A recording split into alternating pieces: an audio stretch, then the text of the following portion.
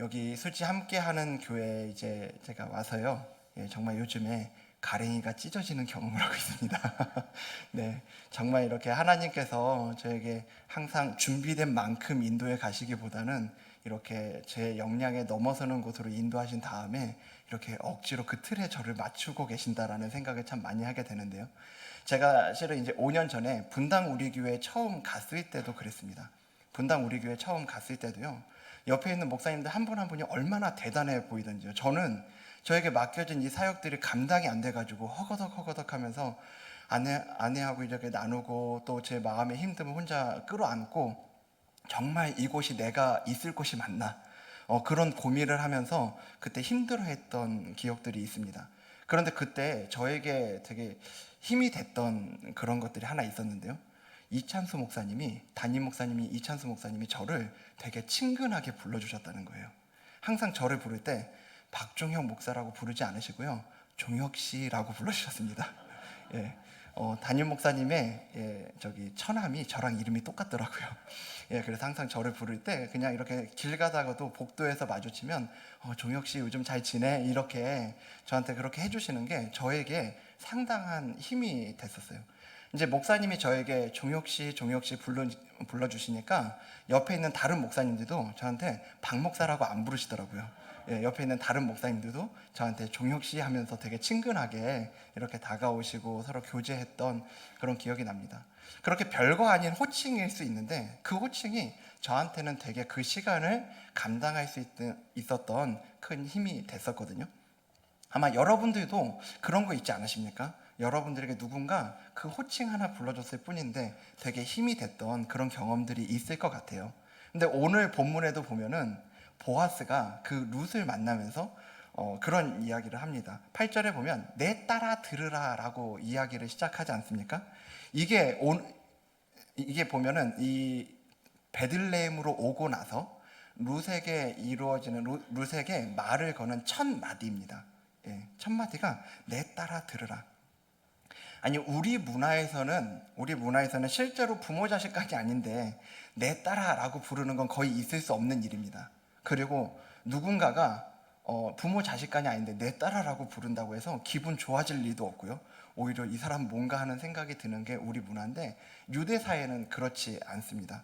유대 사회는 보면 친딸에게뿐만 아니라 지체가 높은 사람이 지체가 낮은 사람에게거나 아니면 나이가 많은 사람이 나이가 어린 사람에게 상당한 애정과 친밀함을 가지고 이렇게 부르는 호칭이 내 딸아라는 그런 호칭이었다는 거죠.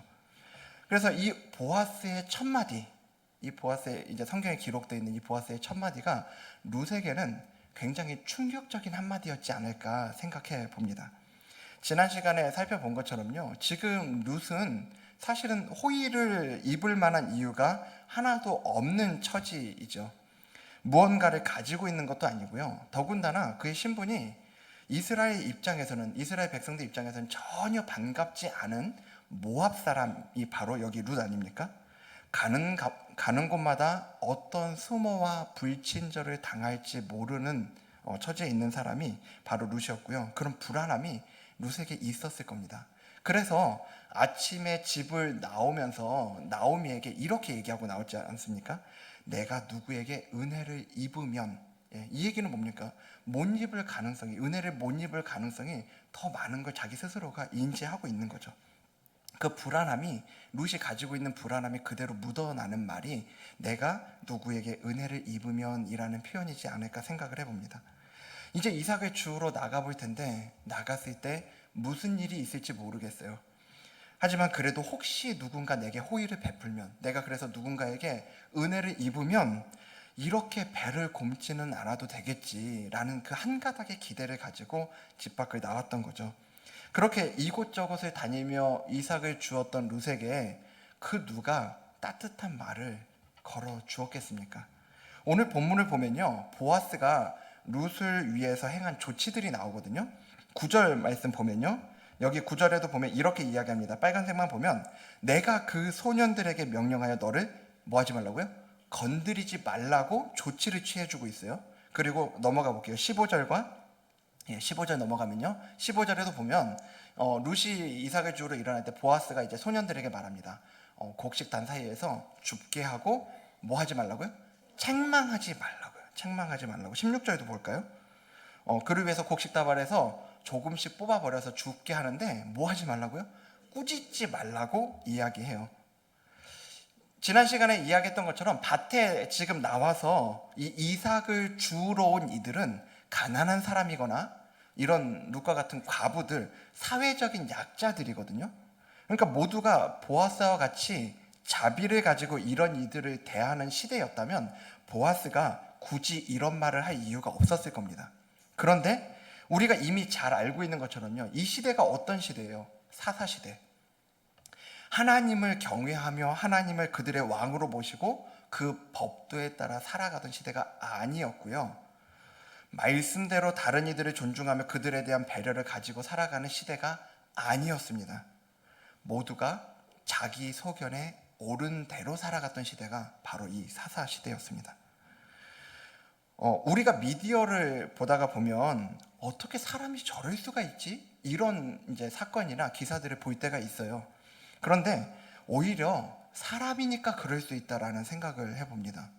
사람이니까 자기 유익을 위해서 그렇게 악해질 수도 있다라는 생각을 하게 되거든요. 그러니까 하나님을 왕으로 모셔서 그 하나님의 통제에 따르기보다는 각자의 가치관과 각자의 기준들을 가지고 자기 만족을 추구하면서 살아갔던, 자기 소견에 옳은 대로 살아갔던 이 시대. 그래서 이 시대는 강자들은 괜찮아요. 강자들은 자기 소견에 옳은 대로 얼마든지 살아갈 수 있으니까요. 하지만 약자들에게 있어서는 살아가기가 너무나 힘든 시대이지 않았을까 생각해 보는 거죠.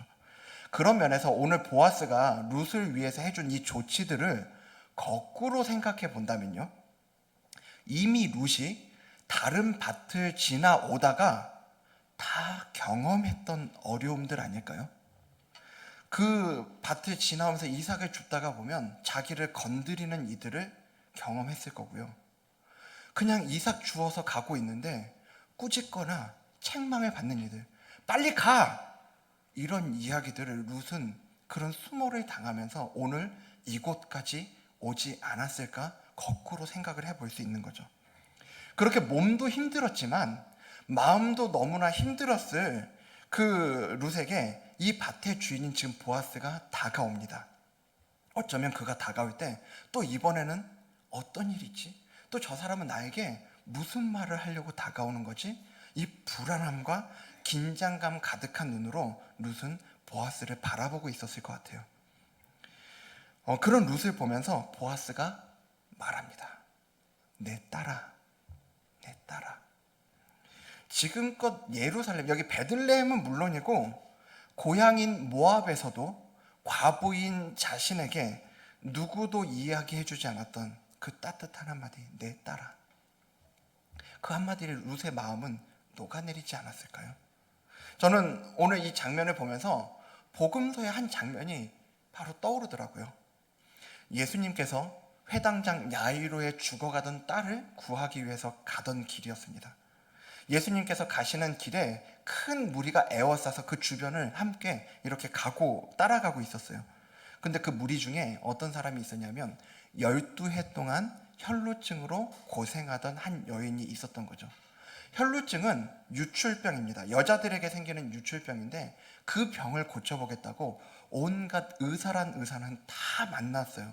그런데 그 의사들을 만나서 그 병이 호전이 됐냐? 아니요. 성경은 전혀 그렇지 못하고 오히려 많은 괴로움을 당했다라고 기록하고 있더라고요. 괴로움만 당했습니까? 의사들이 공짜로 만나줘요? 아니요. 만날 때마다 돈을 줘야 돼요. 그래서 고생은 고생대로 하고 가지고 있는 재산은 다 허비해 버렸습니다. 이제 어떻게 해볼 돈도 없고요. 그 어떻게 해볼 수 없는 절망 속에서 예수님에 대한 소문을 들은 거죠. 마지막 희망입니다. 그 소문 듣고 찾아간 예수님을 딱 보는데 그 예수님 주변에 지금 누가 있다고요? 수많은 무리들이 있어요. 이게 이 여인한테는 더 절망적인 거예요. 왜냐하면 유출병이라고 하는 건 이 시대에 있어서는 부정함이에요. 부정함.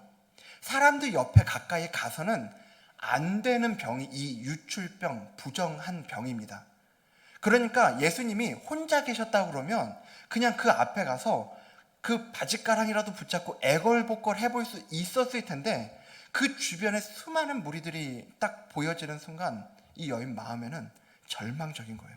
병 고쳐보겠다고 그 옆으로 갔다가는 병을 고치기는커녕 돌 맞아 죽기가 더 빠른 그런 상황이 바로 지금의 상황이었던 겁니다. 하지만 그녀는 지금 더 물러날 곳도 없어요. 그래서 그녀가 택한 마지막 방법은 어떻게 해서든지 그 예수님께 다가가서 옷자락만이라도 만져보자. 이게 그녀의 마지막 수단이었습니다. 그 옷자락만 만져도 병이 나을지 모른다는 기대감이 있었으니까요. 그리고 그녀는 그 무리들 사이를 헤집고 가서 마침내 그 옷자락을 잡습니다. 그리고 그 즉시 자기의 병이 나은 걸 알았다라고 성경은 이야기해요. 사실 저는 항상 이 부분을 보면서 그래, 병이 낫나 보다 이렇게만 생각을 했거든요. 그런데 제가 예전에 제자 훈련을 하는데 그 제자 훈련 받던 집사님 중에 의사 선생님이 한 분 계셨거든요. 그분이 이 부분을 해석을 해주시더라고요. 여인이 자기가 이 병이 나았다라는 걸 알 수밖에 없었던 이유, 유출병은, 이 혈루증은 피가 계속 나는 병이잖아요. 피가 계속 났기 때문에 그 평생을 빈혈에 시달렸을 거라는 거예요. 그 빈혈의 괴로움 가운데, 무기력함 가운데 시달렸다가 그 병이 낫는 순간 빈혈이 싹 나았던 거죠. 그러니까 이 여인이 병이 낫는 건 병이 스스로 나았던 걸 알 수밖에 없었다는 거예요. 저한테는 굉장한 깨달음이었는데 여러분들한테는 아니군요. 네. 저는 그때 약간 그 이야기를 들으면서 그렇구나라는 생각을 할 수 있었는데요. 그렇게 예수님의 옷자락을 만지고 예수님의 옷자락을 만지고 여인의 병이 나았는데, 문제는 그 다음이었던 거 아닙니까? 이제 그토록 어려웠던 병이 나았으니까 이제 돌아가기만 하면 되잖아요. 이제 할렐루야 하면서 이제 돌아가기만 하면 되는데, 예수님이 발걸음을 거기서 딱 멈춘 겁니다. 그리고 자신에게 손을 댄 사람을 찾기 시작해요. 이제 병이 난 기쁨도 잠시고, 이제 예수님이 그 자기를 찾고 있는 거 알았을 때 이 여인이 가졌던 마음에 대해서 성경이 이렇게 얘기해 줍니다. 마가복음 5장 33절인데요. 같이 한번 읽어보겠습니다. 읽겠습니다. 시작. 여자가 자기에게 이루어진 일을 알고 두려워하여 떨며 와서 그 앞에 엎드려 모든 사실을 여쭈니. 네, 두려워하여 떨며 와서 병이 다 나았다라는 감격도 잠시뿐이었던 거죠. 이제 이 여인은 자기에게 무슨 일이 벌어질지 몰라서 두려워 떨기 시작합니다. 그리고 모든 사실을 말해요. 이 부정한 몸으로, 유출병이라는 부정함을 가지고 큰 무리들 안에 사람들을 해집고라는 얘기는 뭐예요? 온갖 사람들이 다 자기에게 접촉이 됐다는 얘기 아닙니까? 그러면서 예수님을 또 만졌다라는 이건 이제 병이 나아서 간신히 살아갈 수 있는 희망을 가졌던 이 여인에게 다시금 큰 어려움이 닥칠 수 있는 일이었다는 거죠. 그렇게 두려움에 떨고 있던 여인에게 예수님이 말씀하십니다. 34절이에요. 읽겠습니다. 예수께서 이르시되 딸아, 내 믿음이 너를 구원하였으니 평안히 가라. 내 병에서 놓여 건강할지어다. 아멘. 허락도 없이 부정한 몸으로 예수님을 손대 어떤 호통과 꾸지람을 당할지 모른다는 그 불안함, 그 두려움, 그 마음을 가지고 나아간 자리에서 예수님께 듣는 첫 마디가 따라입니다. 따라.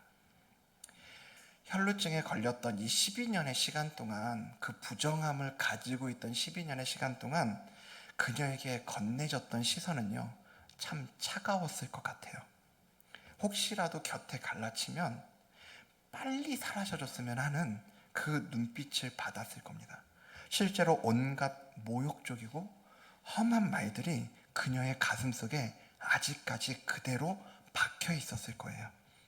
그런 그녀의 상처투성이 마음속에 처음으로 딸아라는 그 따뜻한 음성이 12년 만에 들려온 겁니다.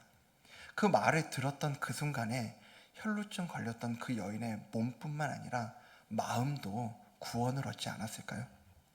오늘 룻 역시 마찬가지였을 겁니다. 잔뜩 위축돼 있던 룻에게 들려온 내 딸아라는 그 말 한마디가 참 따뜻했을 거거든요. 사실 오늘 본문은요, 우리가 함께 읽었던 이 본문은 룻에게 베푸는 보아스의 호의들로 가득 차 있습니다. 내 딸아 들으라며 룻을 불러준 보아스는요, 그렇게 마음만 따뜻하게 해준 게 아니고요, 실제적으로 룻에게 필요한 부분들에 대해서 은혜를 베풀기 시작합니다. 8절과 9절 다시 한번 보면요, 보아스가 룻에게 이르되 내 딸아 들으라로 이제 시작을 해가지고요, 그 다음에 우리 같이 한번 이삭을 주우러부터 읽겠습니다. 시작. 이삭을 주우러 다른 밭으로 가지 말며 여기서 떠나지 말고 나의 소녀들과 함께 있으라. 그들이 베는 밭을 보고 그들을 따르라. 내가 그 소년들에게 명령하여 너를 건드리지 말라 하였느니라. 목이 마르거든 그릇에 가서 소년들이 길어온 것을 마실지니라 하는지라. 아멘. 여기 크게 세 가지로 볼 수 있거든요. 첫 번째는 다른 밭으로 가지 말라. 오늘 아침에 룻이 떠나올 때는 혹시 은혜를 입으면, 정처 없이 떠도는 그곳에서 혹시 은혜를 입으면 이삭을 좀 주울 수 있겠지라는 마음으로 나왔던 룻에게 이제 그 안심하고 이삭을 주울 수 있는 장소를 보장해 준 겁니다. 그리고 소년들에게 건드리지 말라라는 이야기로 룻이 그동안 받아왔던 이 위협들, 그리고 앞으로 당할 수 있는 위험으로부터 룻을 보호해 주고 있습니다. 그리고 목마르거든 소년들이 길어온 물을 마셔라 라는 말로, 안 그랬으면 그 물을 마시려면 저기 멀리 우물가 가서 떠다가 마시고 해야 되는데 얼마든지 그 필요를 채울 수 있게 된 거죠. 이런 호의들을 지금 보아스가 룻에게 베풀어 주고 있는 겁니다. 자신에게 이런 호의를 베푸는 까닭을 룻은 알지 못했습니다. 그래서 묻죠. 10절입니다. 룻이 엎드려 얼굴을 땅에 대고 절하며 그에게 이르되 나는 이방 여인이거늘 당신이 어찌하여 내게 은혜를 베푸시며 나를 돌보시나이까 묻습니다. 그 물음에 대해서 보아스가 대답하는데요, 11절 말씀입니다. 같이 한번 읽겠습니다. 시작. 보아스가 그에게 대답하여 이르되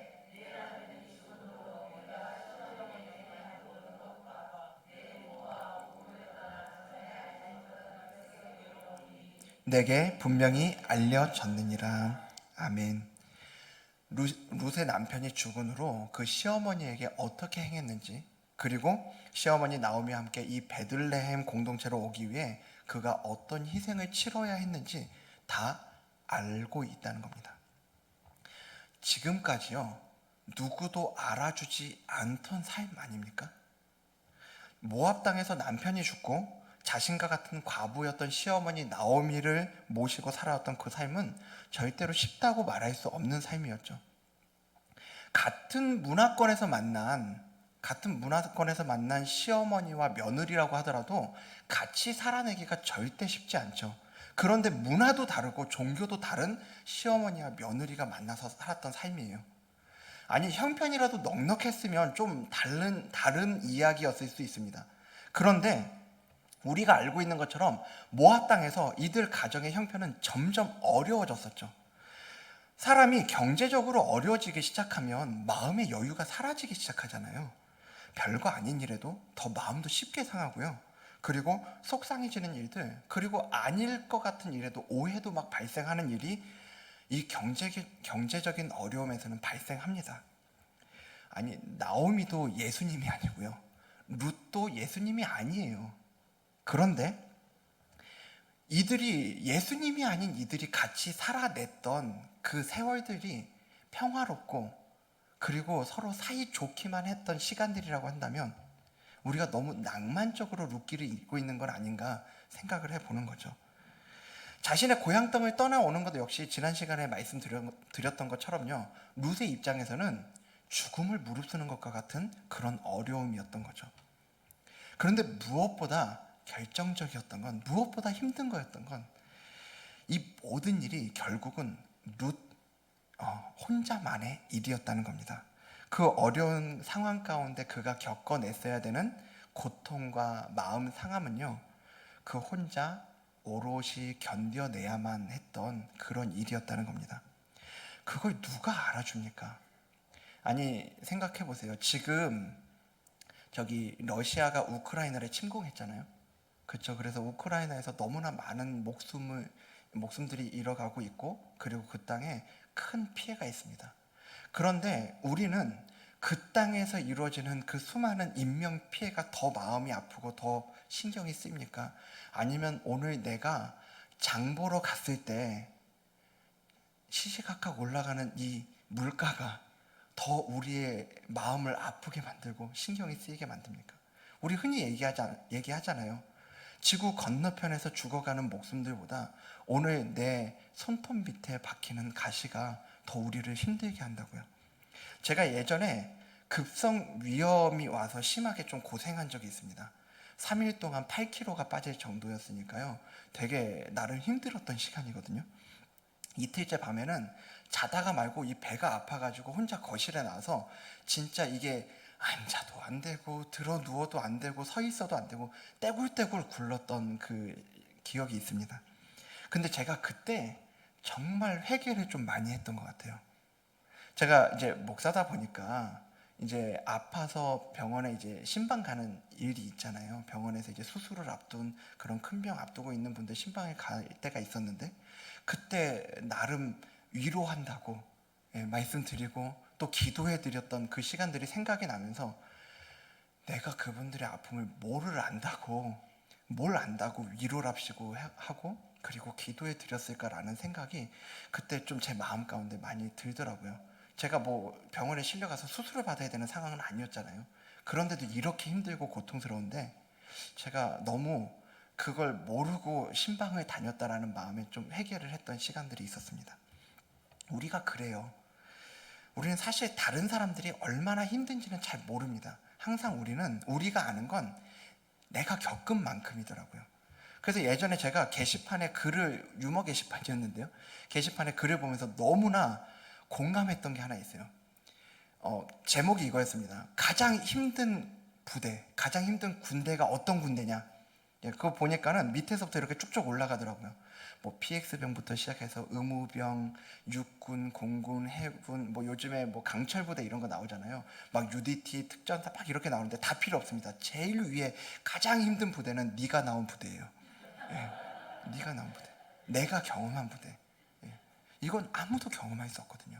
그러니까 나한테 있어서 제일 힘든 건 네가 나온 부대, 내가 경험한 그 고통이 우리에게 가장 힘든 일이라는 거죠. 바꿔서 얘기하면요, 누구도 내 아픔 알아주지 못한다는 거예요. 우리 그 사람의 아픔 못 알아줍니다. 오늘 루시 감당해야 했던 현실도 그랬던 거죠. 누군가 그의 고통과 힘듦을 알아주기를 기대하는 건 그에게 있어서 사치였을 거예요. 그런 건 기대도 못하고 그냥 오늘 하루 살아내기에 급급했던 시간들이 룻의 시간이었습니다. 그런데 지금 보아스가 말하는 거예요. 11절 말씀 우리 다시 한번 좀 보여주시겠어요? 예, 방금 전에 우리 봤던 11절 말씀. 여기 이야기하잖아요. 네 남편이 죽은 후로 네가 시어머니에게 행한 모든 것, 내 부모와 고국을 떠나 전에 알지 못하던 백성에게로 온 일이 내게 분명히 알려졌다. 누구도 알아주길 기대하지 않았던 그 시간들이 알려졌다라고 보아스가 말하고 있는 겁니다. 지금 보아스의 말은 한마디로 이 얘기 아닙니까? 루사, 누구도 알아주지 않았던 것 같지? 너 아무도 모르는 것 같지? 그런데 알아. 내가 다 안다? 너 정말 힘들었겠다. 수고했다. 라고 이야기해주고 있는 거예요.